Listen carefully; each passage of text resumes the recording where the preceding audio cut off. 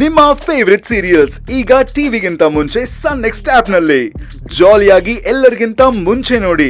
ಈಗಲೇ ಸನ್ next app download ಮಾಡಿ ಮತ್ತು ಸಬ್ಸ್ಕ್ರೈಬ್ ಮಾಡ್ಕೊಳ್ಳಿ.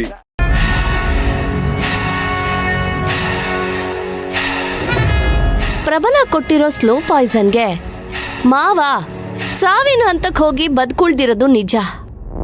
ಆದ್ರೆ ಡಾಕ್ಟರ್ ಮಾವನ್ನ ಔಟ್ ಆಫ್ ಡೇಂಜರ್ ಅಂತ ಹೇಳಿದ್ದು ಸುಳ್ಳ. ಮಾವ ಡಾಕ್ಟರ್ ಹೇಳ್ದಾಗೆ ಔಟ್ ಆಫ್ ಡೇಂಜರ್ ಅಂತ ಗೊತ್ತಾದ್ಮೇಲೆ ಕಾವೇರಿ ಮದ್ವೆಗೆ ಹೋಗಿದ್ದು.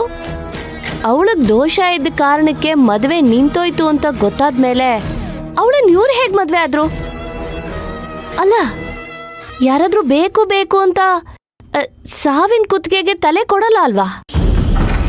ಅಲ್ಲಿಗೆ ಅವರು ಔಟ್ ಆಫ್ ಡೇಂಜರ್ ಅಂತ ಹೇಳಿದ್ದು ಸುಳ್ಳು. ಅಲ್ಲ, ಇವತ್ತಲ್ಲ ನಾಳೆ ಸಾಯ್ತೀವಿ ಅಂತ ಗೊತ್ತಾದ್ರೆ ಎಲ್ಲ ಹೆತ್ತವರು ಮಾಡೋ ಮೊದಲನೇ ಕೆಲ್ಸ ಆಸ್ತಿನ ಮಕ್ಕಳಿಗೆಲ್ಲ ಹಂಚೋದು. ಆದ್ರೆ ಮಾವ ನೋಡಿದ್ರೆ ಎಲ್ಲಾನು ಹೋಗಿ ಆ ಕಾವೇರಿ ಕೈಗಿಟ್ಟಿದ್ದಾರೆ.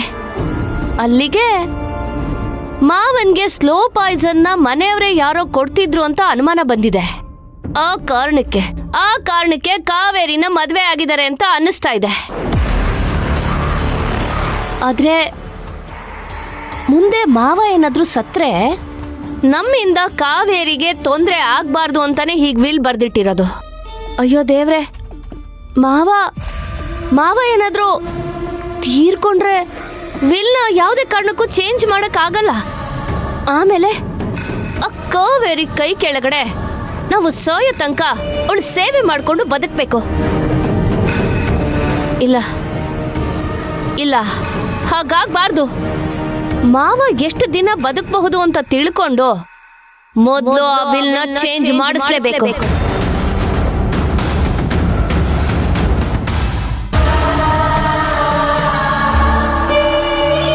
ಮೇಡಮ್, ಏನಾಯ್ತು? ಏನೋ ಡೀಪಾಗಿ ಯೋಚನೆ ಮಾಡ್ತಾ ಇದ್ದೀರಾ? ಏನಿಲ್ಲ, ನಮ್ಮ ಮಾವ ಸೀರಿಯಸ್ ಆಗಿ ಹಾಸ್ಪಿಟ್ಲಿಗೆ ಅಡ್ಮಿಟ್ ಆಗಿದ್ದಾರೆ. ಅದನ್ನೇ ಡೀಪಾಗಿ ಯೋಚನೆ ಮಾಡ್ತಿದ್ದೆ ಅಷ್ಟೇ. ಹೌದಾ? ಏನಾಯ್ತು ಮೇಡಮ್? ಶಾಕಿಂಗ್ ವಿಷಯ ಕೇಳಿ ಪ್ರಜ್ಞೆ ತಪ್ಪಿ ಬಿದ್ದು ಹೋದ್ರು. ಶಾಕಿಂಗ್ ನ್ಯೂಸಾ? ಏನು ಮೇಡಮ್? ಕಾವೇರಿ ಪ್ರಬಲನ್ನ ಅರೆಸ್ಟ್ ಮಾಡಿಸಿದ್ದು ಅವಳ ಮೇಲಿನ ಆಕ್ಸಿಡೆಂಟ್ ವಿಷಯಕ್ಕಲ್ಲ. ಮತ್ತಿನ್ಯಾವ ವಿಷಯಕ್ಕೆ? ಪ್ರಬಲ ಮಾವಂಗೆ ಸ್ಲೋ ಪಾಯ್ಸನ್ ಕೊಟ್ಟು ಸಾಯಿಸಕ್ ಪ್ರಯತ್ನ ಪಟ್ಟಿದ್ದ. ಅದಕ್ಕೆ ಮೇಡಮ್, ಏನು ಹೇಳ್ತಾ ಇದ್ದೀರಾ? ಇದು ನಿಜನಾ? ಹೌದು, ನಾನು ಹೇಳ್ತಿರೋದು ನಿಜ. ಅದರಿಂದಾನೆ ಇದ್ರ ಹಿಂದೆ ಮಾವ ಅಡ್ಮಿಟ್ ಆಗಿ ಸೀರಿಯಸ್ ಆಗಿ ಕೋಮಾಗ್ ಹೋಗಿದ್ದು. ದೇವ್ರ ದಯೆಯಿಂದ ಹೇಗೋ ಬದುಕ್ ಬಂದಿದ್ರು. ಈಗ ಅದನ್ನ ಕಾವೇರಿ ಸಾಕ್ಷಿ ಸಮೇತ ಕಂಡು ಹಿಡ್ದಿದ್ದಾಳೆ. ಅದಕ್ಕೆ ಪೊಲೀಸವರು ಪ್ರಬಲನ್ನ ಅರೆಸ್ಟ್ ಮಾಡಿದ್ದಾರೆ. ಪಾಪ ಮಾವನ್ಗೆ ಈ ವಿಷಯ ಗೊತ್ತಿರ್ಲಿಲ್ಲ. ಮೊನ್ನೆ ವಿಷಯ ಗೊತ್ತಾಗ್ತಿದ್ದ ಹಾಗೆ ಶಾಕ್ ಅಲ್ಲಿ ಪ್ರಜ್ಞೆ ತಪ್ಪಿ ಬಿದ್ದು ಹೋದ್ರು. ಈಗ ಅಡ್ಮಿಟ್ ಮಾಡಿದೀವಿ. ಮಾವ ICU ನಲ್ಲಿ ಇದ್ದಾರೆ, ಇನ್ನೂ ಪ್ರಜ್ಞೆ ಬಂದಿಲ್ಲ. ಅಲ್ಲ ಮೇಡಮ್, ಇಷ್ಟೆಲ್ಲ ಆದರೂ ಕಾವೇರಿ ನಮ್ಮ ಮನೇಲಿ ಯಾವ ವಿಷಯನೂ ಹೇಳಿಲ್ವಲ್ಲ? ಏನು? ಯಾವ ವಿಷಯನೂ ಹೇಳಿಲ್ವಾ? ಇಲ್ಲ, ಆದರೆ ನಾನು ಇವಾಗಲೇ ಹೋಗಿ ಎಲ್ಲ ವಿಷಯನೂ ಹೇಳಿ ಬೆಂಕಿ ಹಚ್ಚಿ ಬರ್ತೀನಿ. ಬೇಡ, ಈ ವಿಷಯನ ಸ್ಟೋರ್ ಮಾಡಿಟ್ಕೋ. ಟೈಮ್ ಬಂದಾಗ ಅವಳ ಮನೆಯವರೇ ಡೈನಮೈಟ್ ತರ ಅವಳ ವಿರುದ್ಧ ಸಿಡಿದು ನಿಲ್ಬೇಕು. ಹಾಗೆ ಮಾಡೋಣ. ಆಯ್ತು ಮೇಡಮ್, ಇವಾಗ ಹೋಗಿ ಹೇಳಲ್ಲ. ನೀವು ಯಾವಾಗ ಹೇಳು ಅಂತೀರೋ ಅವಾಗ ಹೇಳ್ತೀನಿ. ಅದು ಸರಿ, ಏನು ಬಂದ ವಿಷಯ? ಮೇಡಮ್, ಮ್ಯಾನೇಜರು ಈ ಫೈಲ್ ನಿಮಗೆ ಕೊಡೋಕೆ ಹೇಳಿದ್ರು. ಸರಿ, ನೀವು ಹೊರಡಿ. Thank you madam.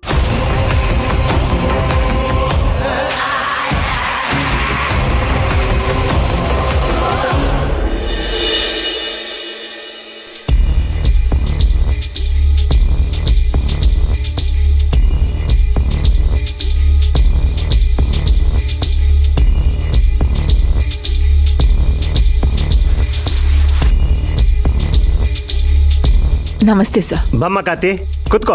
Thank you sir. ಹೇಗಿದ್ದೀರಾ ಸರ್? ಚೆನ್ನಾಗಿದ್ದೀನಮ್ಮ. ಕಾಫಿ ತಿಂಡಿ ಏನಾರು ತಗೊಳ್ತೀಯಾ? ಇಲ್ಲ ಸರ್, ಎಲ್ಲ ಮುಗಿಸ್ಕೊಂಡೆ ಬಂದೆ. ಮಗಳು ಹೇಗಿದ್ದಾಳೆ? ಚೆನ್ನಾಗಿ ಓದ್ತಿದ್ದಾಳ? ಚೆನ್ನಾಗಿದ್ದಾಳೆ. UKG ಓದ್ತಾ ಇದ್ದಾಳೆ. ಮನೆಯವರೆಲ್ಲ ಹೇಗಿದ್ದಾರೆ? ಚೆನ್ನಾಗಿದ್ದಾರೆ ಸರ್. ನಿಮ್ಮ ತಂದೆಯವರು ಕೋಮಾದಲ್ಲಿದ್ದಾರೆ ಅಂತ ಕೇಳ್ಪಟ್ಟೆ. ನಾರ್ಮಲ್ ಆಗಿ ಬಂದಿದ್ರು ಸರ್. ಇವಾಗ ಮತ್ತೆ ಹೆಲ್ತ್ ಅಪ್ಸೆಟ್ ಆಗಿ ವಾಪಸ್ ಅಡ್ಮಿಟ್ ಆಗಿದ್ದಾರೆ. ICU ಅಲ್ಲಿದ್ದಾರೆ. ಈಗ ಅವ್ರ ಕಂಡೀಷನ್ ಹೇಗಿದೆ? ಇನ್ನು ಅಬ್ಸರ್ವೇಷನ್ ಅಲ್ಲೇ ಇಟ್ಟಿದ್ದಾರೆ ಸರ್. ಈ ಮಧ್ಯೆ ಅವರು ಹೆಂಗ್ ಹುಡುಗಿನ ಮದುವೆ ಆದ್ರು ಅಂತ ಕೇಳ್ಪಟ್ಟೆ, ನಿಜನೇನಮ್ಮ? ನಿಜ ಸರ್. ಹೋಗ್ಲಿ ಬಿಡಮ್ಮ, ನನ್ನಿಂದ ಏನು ಹೆಲ್ಪ್ ಆಗಬೇಕು? ಏನು ಕೇಸು? ಸರ್, ಅದು ನನ್ನ ಕ್ಲೈಂಟ್ ಒಬ್ರು ಅವ್ರ ಸ್ವಂತ ಮಾವನ್ಗೆ ಸ್ಲೋ ಪಾಯ್ಸನ್ ಕೊಟ್ಟು ಸಾಯ್ಸಕ್ ನೋಡಿದ್ದಾರೆ. ಆದ್ರೆ ಫಾರ್ಚುನೇಟ್ಲಿ ಅವರು ಪ್ರಾಣಾಪಾಯದಿಂದ ಪಾರಾಗಿದ್ದಾರೆ. ಹಾಗೆ ಅವ್ರ ಅತ್ತೆ ಅವ್ರ ತಂದೆನೂ ಸಹ ಆಕ್ಸಿಡೆಂಟ್ ಮಾಡಿ ಸಾಯಿಸಿದ್ದಾರೆ ಅಂತ ಅವ್ರ ಅತ್ತೆ ಆರೋಪ ಮಾಡಿದ್ದಾರೆ. ಅವ್ರ ಮಾವ ಅವರ ಪಾಯ್ಸನ್ ಕೇಸಲ್ಲಿ ಸಾಕ್ಷಿ ಆಧಾರ ಎಲ್ಲ ಇದೆ ಸರ್. ಅವ್ರ ಮಾವ ಅವರ ಒಂದು ಸ್ಟೇಟ್ಮೆಂಟ್ ತಗೊಳ್ಳೋದು ಮಾತ್ರ ಬಾಕಿ ಇದೆ. ಅವರು ಹಾಸ್ಪಿಟ್ಲಲ್ಲಿ ಅಡ್ಮಿಟ್ ಆಗಿರೋದ್ರಿಂದ ಆ ಪ್ರೋಸೆಸ್ ಒಂದು ಪೆಂಡಿಂಗ್ ಇದೆ. ಮಿಕ್ಕೆರಡು ಕೇಸಲ್ಲಿ ಸಾಕ್ಷಿ ಆಧಾರ ಯಾವುದೂ ಇಲ್ಲ. ಅದನ್ನ ಕಲೆ ಹಾಕೋದಕ್ಕೆ ಕೋರ್ಟು 5 ದಿನ ಪರ್ಮಿಷನ್ ಕೊಟ್ಟಿದೆ. ಓಹ್, ಇದು ನಿನ್ನ ಗಂಡನ ಕೇಸಾ? ನಿನ್ನ ಗಂಡ ಅರೆಸ್ಟ್ ಆಗಿದ್ದಾರೆ ಅಂತ ನನಗೆ ಗೊತ್ತು, ಆದರೆ ಯಾವ ಕೇಸಲ್ಲಿ ಅರೆಸ್ಟ್ ಆಗಿದ್ದಾರೆ ಅಂತ ನನಗೆ ಗೊತ್ತಿರಲಿಲ್ಲ. ನನ್ನ ಗೆಸ್ ಕರೆಕ್ಟ್ ಆಗಿದ್ರೆ ಇದು ಅವ್ರದ್ದೇ ಕೇಸು.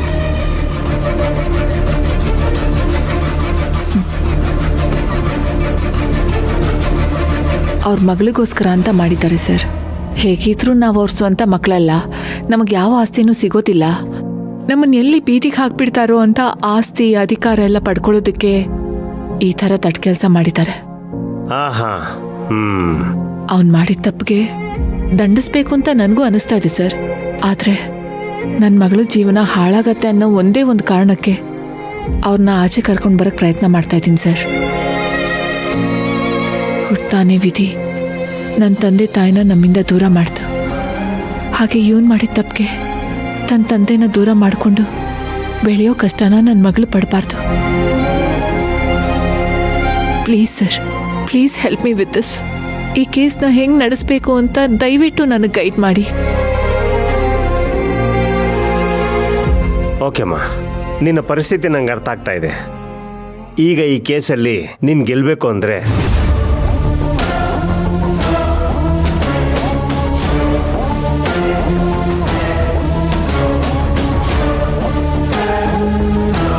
ಇಷ್ಟು ಮಾಡಿದ್ರೆ ನಿನ್ನ ಗಂಡಂಗೆ ಬೇಲ್ ಸಿಗುತ್ತೆ.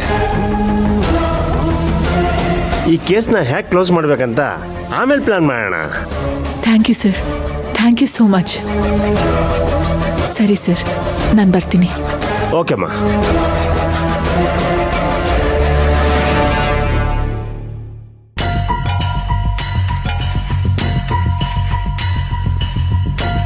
ಸರ್, ಬರಕ್ಕೆ ಹೇಳಿದ್ರಲ್ಲ, ಏನು ವಿಷಯ?